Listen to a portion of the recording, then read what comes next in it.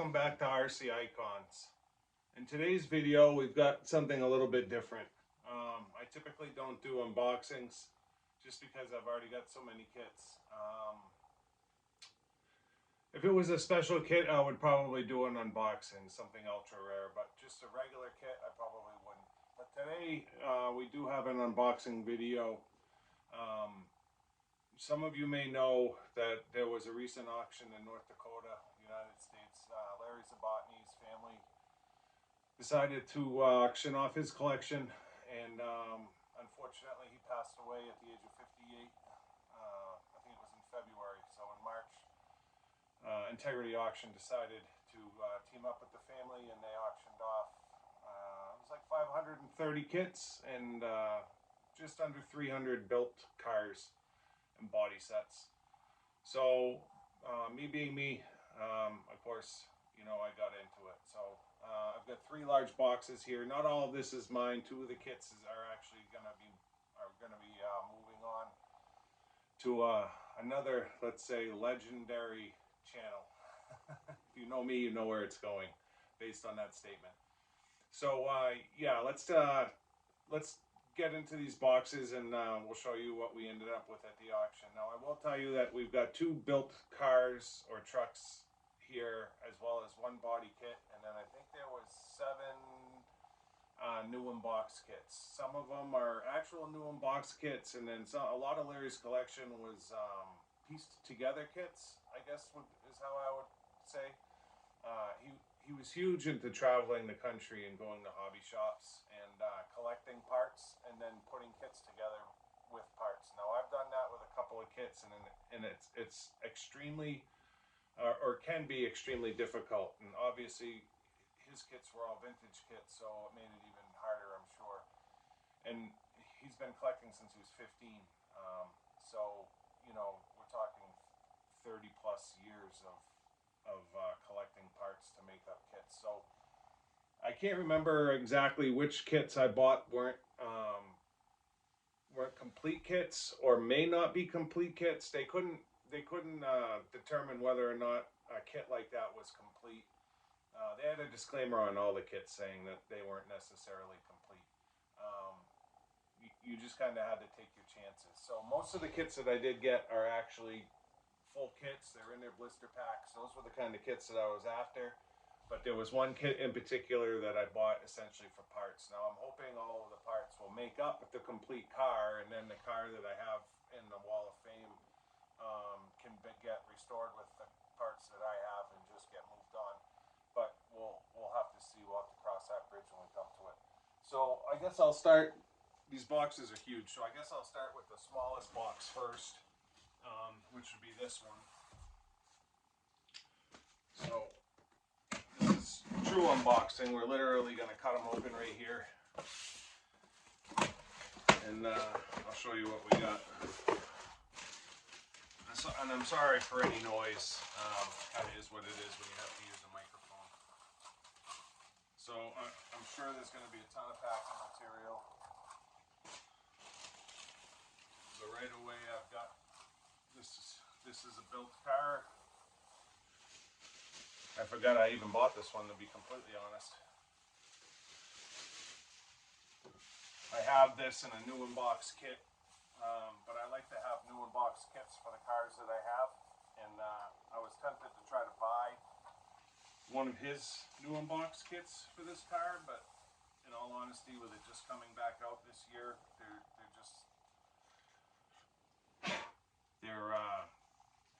it was just easier for me to buy that built car.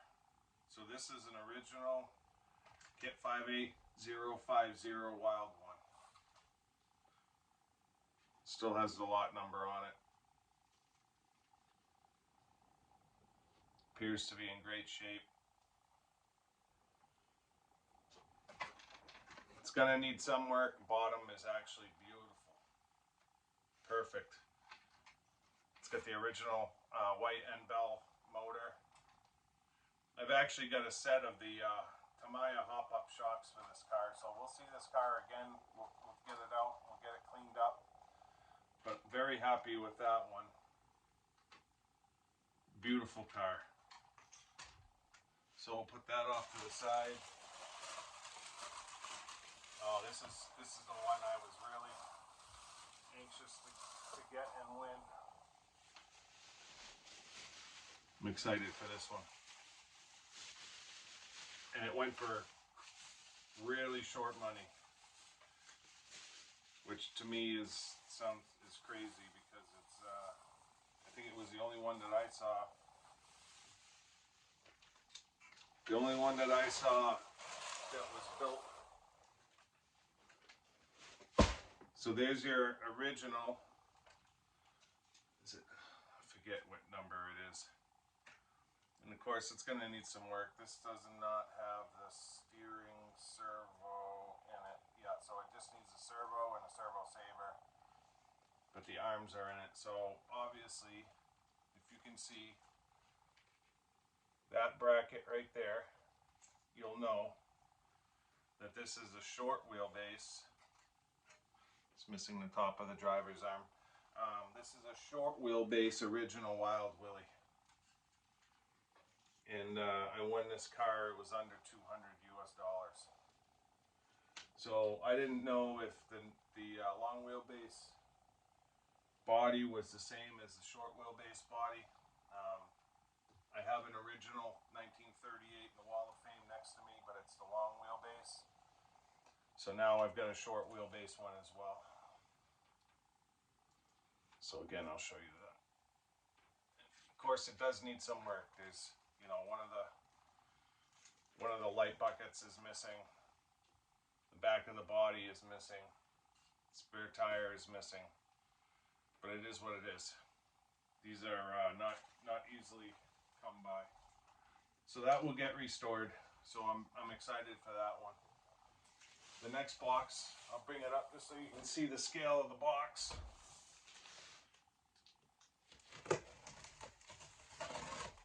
So the auction was broken up over 2 days. The first day was all the built cars and body kits for the most part. I don't think there was many kits in the first day. And then the second day was full-on kits, one after another after another. And they were doing some pretty crazy money, to be completely honest. Some of them went for way more than I thought they should have. An original Frog, new unboxed kit. I don't even think it was sealed. Ended up going for $1,200 US, which to me is absolutely insane. I mean, obviously, it only takes 2 guys to drive up that price. There was other kits though that went very reasonable. This being one of them. Packing peanuts. I hate packing peanuts. Let's see if I can do this without that. So this kit won't get built. I have this car brand new behind me, not finished. 1987 Tamiya Thundershot, new unboxed kit. Obviously this is an original. Well, they put packing peanuts inside the kits. Lovely. I appreciate the fact that you wanted to make sure that nothing happened to it. But that's a little bit excessive. Is what it is. I'll have to clean that up later. But that's your new inbox original Thundershot. From what I could tell in the pictures, everything was there.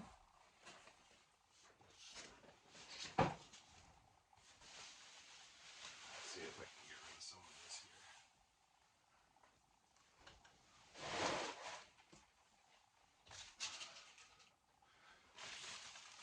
So yeah, the first day was most of the built cars. There was a lot of cars in it. It was, I think 280 lots or something. And then some of the lots were cars. It was groups of cars. Some of them, you know, with three cars, 2 cars, 3 cars was one lot number. Some of them was literally 7 or 8 cars was one lot number. So this is another kit that I've already got. This is one I got, again, I said there's 2 kits going to a legendary channel. This would be one of them. So that's an original Lancia Delta. again with packing peanuts inside.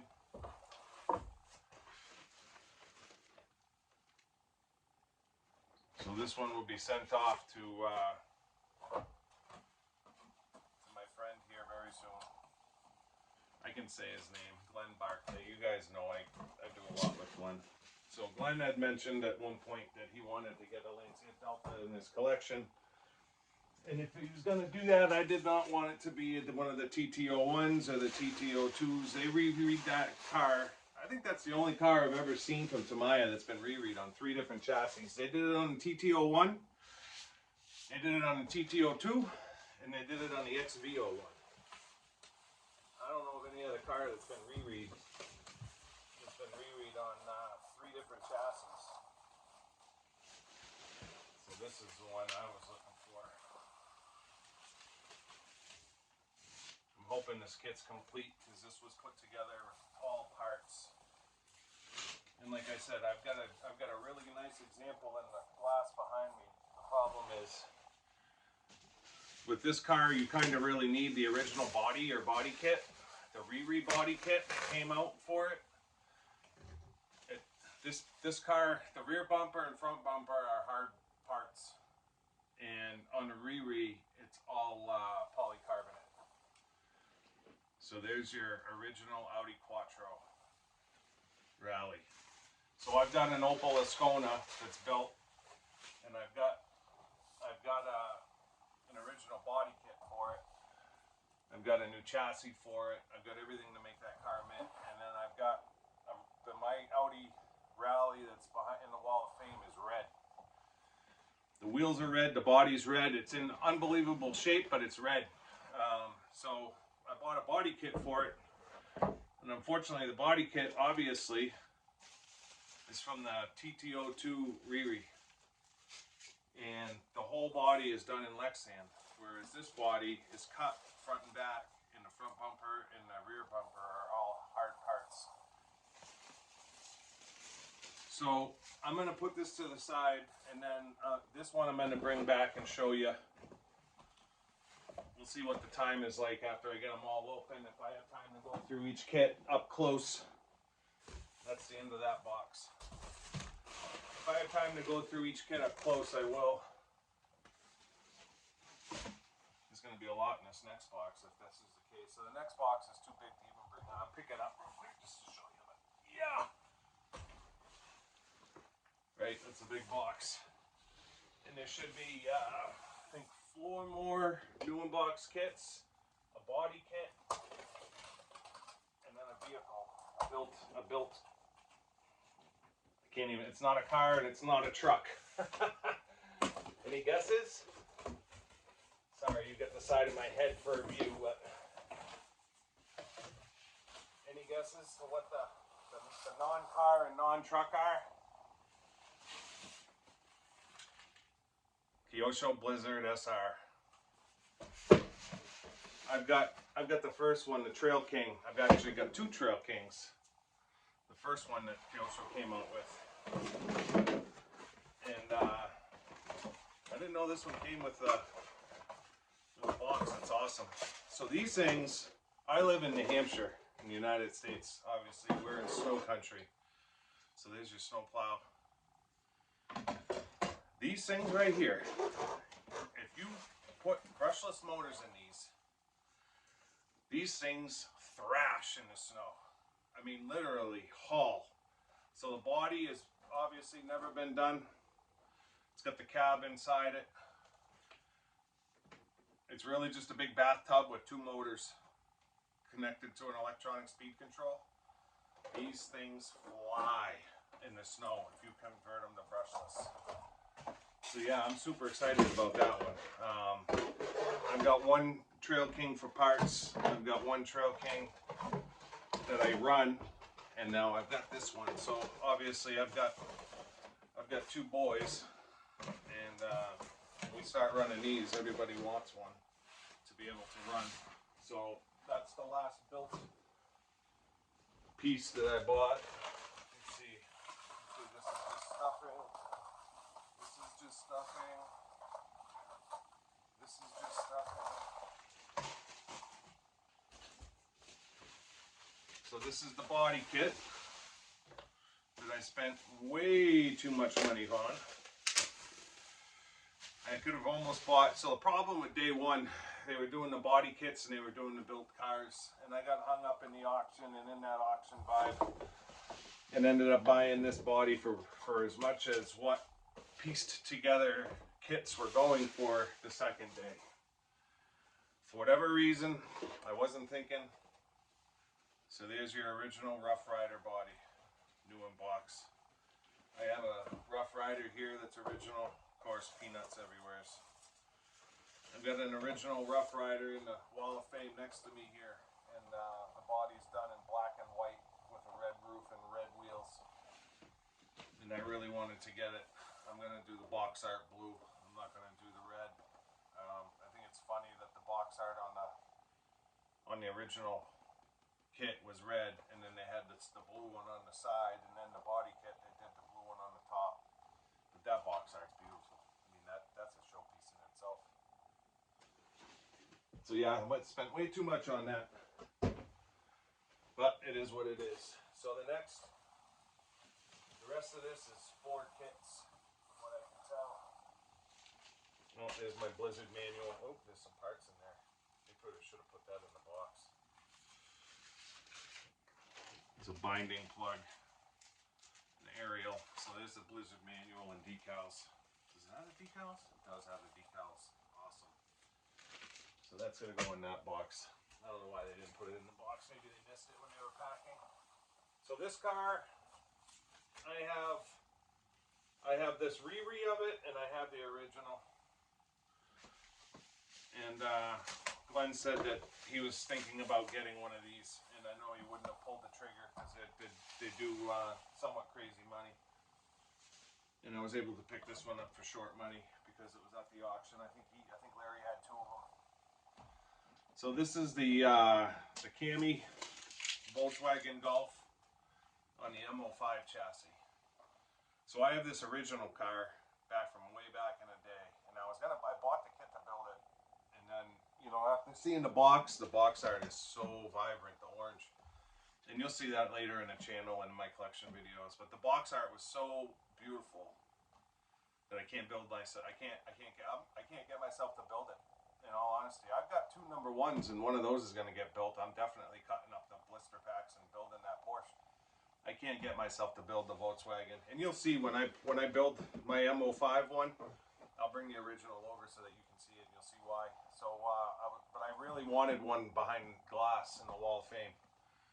So I was torn. I'm trying to find another original, which do absolutely insane money, or settle. And I guess it's not really settling. So I bought the M05 one, and I sent Glenn pictures of it. He's like, "Oh, that's a great car. I was thinking about getting one of those just the other day." And so when I saw it come up in the auction, I was like, you know what? Glenn is awesome. He always is a man of integrity and makes awesome content with the stuff that I send him. So the Lancia Delta and the Cami Volkswagen are going to him. So this next one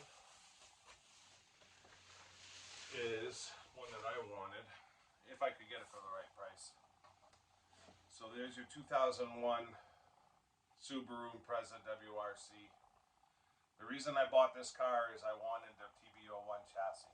I wanted an Impreza, whether it was the German edition or this edition. I wanted one on the TB01. The TB01 chassis, in my mind, is one of Tamiya's greatest on-road, I'm going to say entry-level chassis ever. When you bought a TB01, you got metal drive shafts, you got metal gears. Now with the TT01s and the TT02s, plastic drive shaft, plastic gears. I believe that's got metal axles. So in my mind, they did it right back then.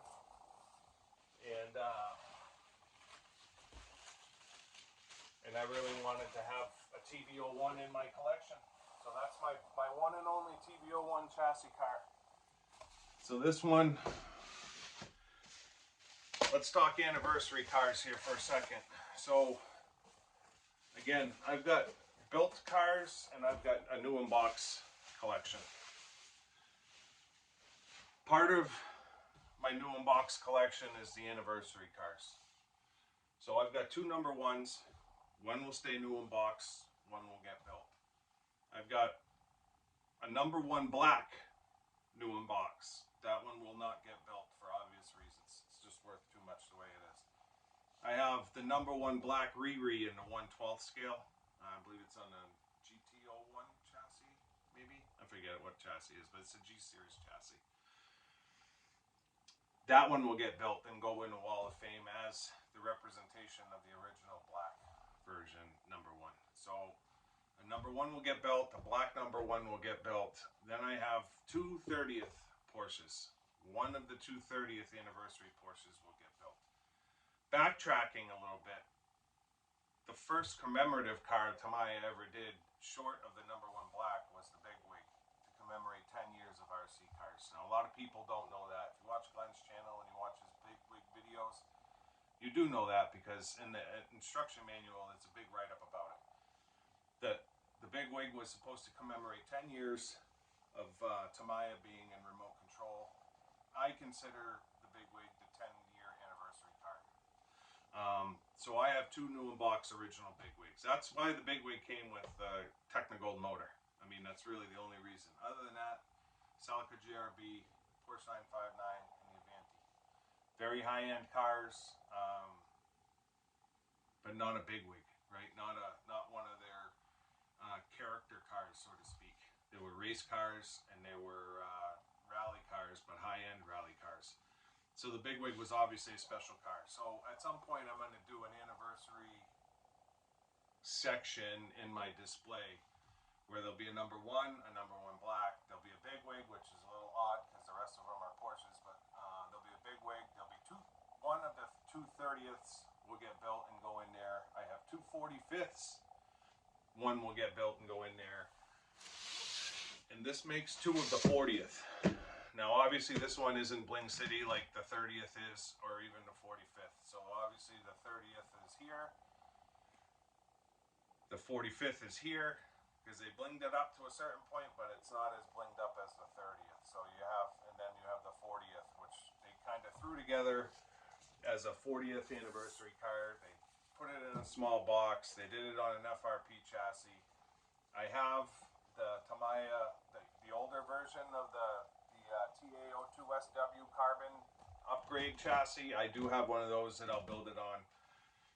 So this makes two of the 40th. So now I can keep one new in box and I can build one. So I'll have a new in box and a built number 1, number 10, number 30, 40, and 45, which to me is cool. So the last one that I have to show you, if you look here behind me are my TRF cars. 4-wheel drive buggies. I need to clarify that because I do have other TRF cars. So right here's a 502X new in box. There's another one sitting right behind it. So I have two 502X new in box. I have a 511 new in box sealed right here. I've got a 503 new in box sealed right here.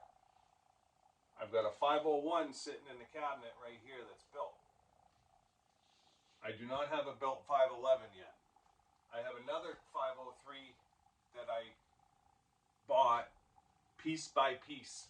So I have another 503 new in box that I literally bought piece by piece in the box. That 503 will get built and every part and piece is in there.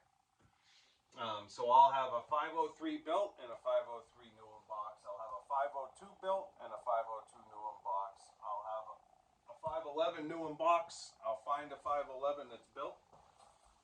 I have a 501 new that's built already. And now I have a 501 new in box. So I'm this close to finishing my 4-wheel drive TRF collection. I know, there's people in the comments that are going to be destroying me saying cars are made to be built. The 501 was one of the only ones, this one at least came with the body. It's So this is a TRF 501X. This is the picture from the wrapper. Obviously it's not in the wrapper, and obviously it's full of packing peanuts. It looked to me like it was a complete kit. I'll inventory it just to make sure, but now I have every four-wheel drive TRF car new in box. I just need to find a built 511 that's in good shape. And the 511 didn't differ that much from the 501. Worst case scenario, I bought that one to build it, but it is sealed, and I'd prefer not to cut the wrapper if I don't have to. These aren't kits that are amazing to look at when you open them up. They don't have the presentation like the older ones, so I don't mind leaving them sealed. And just knowing that I have a sealed 503 and a sealed 511, I'm happy with that. So this was just one of the missing pieces to the puzzle in my 501 saga. So let me bring the camera over, clean up this mess a little bit, try to get some of the peanuts out of these kits, and at the very least, I want to show you the Audi Quattro Kit, because that was the only one that I bought that Larry pieced together himself bit by bit, and I think that's pretty cool. Most of his cars, I would say probably 80% of his kits, and he had a lot of kits. If you saw any of the commercials on YouTube about his auction, it was obviously just a warehouse full of kits, and I would say probably maybe 70% of them were like my 503, him buying each individual part and putting it in a box, and putting it in a box, and putting it in a box. Now obviously we have no idea how many of those kits are actually complete. He may have only been halfway through. Maybe those were all complete ones, and there was other ones that he was still putting together that were in a different area. I have no idea. That was our risk when we bought, whether or not they were actually the complete kits, and I was willing to take that risk for the Audi, because at the very least I got the body I was looking for and a whole bunch of replacement parts. So whatever, at the end of it, I know at the very least with the car that I have and the kit that I have, that I will have an absolutely mint original Audi Quattro, which is what I was trying to do. So let me clean this up, bring the camera over, and we'll take a look at a couple of them, but I don't want this video to be too long. It's not meant to be a big long video, and we'll take a look at it, at the very least the Audi, and maybe the two kits that will go to Glenn, because the rest of them, if I end up building them or what have you, you'll see them again. If I bought them like this one, you won't probably ever see it again, to be quite honest, because it's just part of a new in-box collection. So let me bring the camera over. Okay. So this is the one I promised I'd bring back to show you. So obviously the box art is stunning for the Audi Quattro. These new in box are going for well over $1,000 bucks, and I didn't pay anywhere near that. I don't remember what I paid for it, to be completely honest, but I think it was under 500. And I just went through this thing as I was taking out the packing peanuts, and it appears to be a complete kit. So this is how Larry did it. I mean, literally spare parts bags, right? That's how I did my 503. I actually did a DB02 Leonis the same way. I now have a new in-box Leonis, a real one, but brand new tires in the bag. Original wheels, not Riri. Gear set. And he had hundreds of kits like this. Motor, pinion.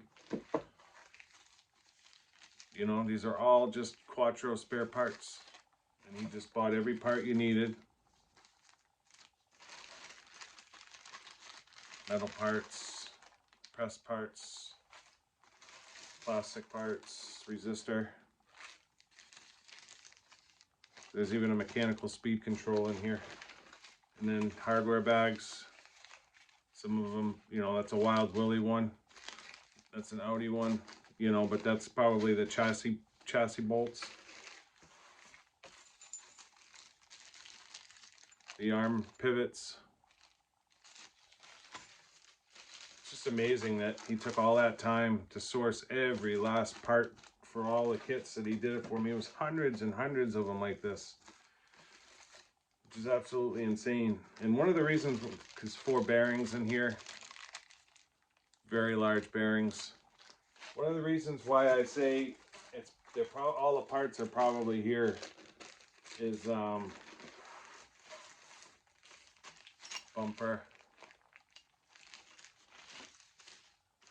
bushes, spring sets, metal ball ends, mechanical speed control.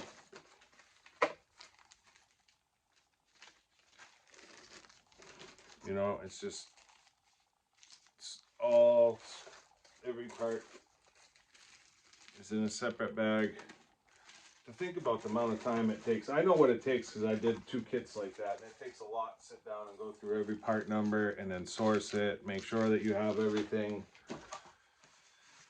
There's the other resistor, more gears. The reason why I say it's probably all gears because he even put an aerial in there. God bless you, Larry. So that's an Audi body kit. Original one. I've been looking for that for endless. 15 bucks. The price tag on that. If that was only the case now, I bet that thing would sell for over 200 if it was on eBay. Someone like me would end up buying it for sure because I have a tendency to do that kind of stuff. I think I paid over 200 for my Ascona body.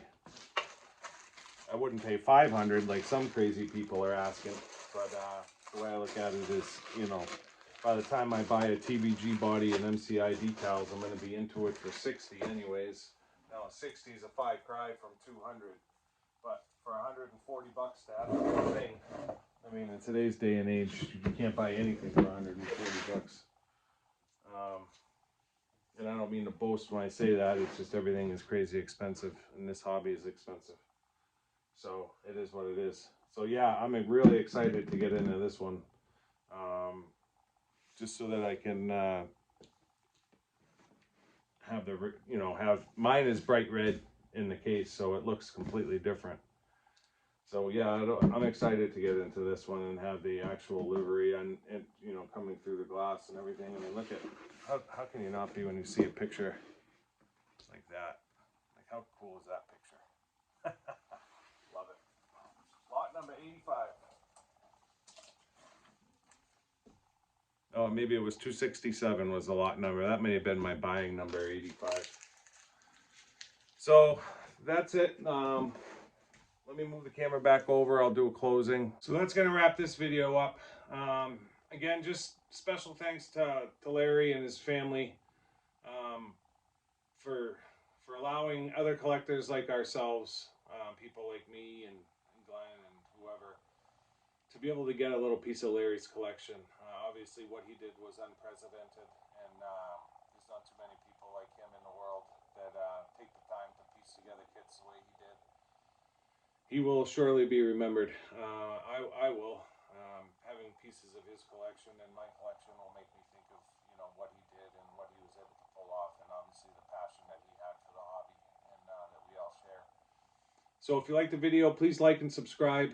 I thank you for watching, and we'll see you in the next RC Icon.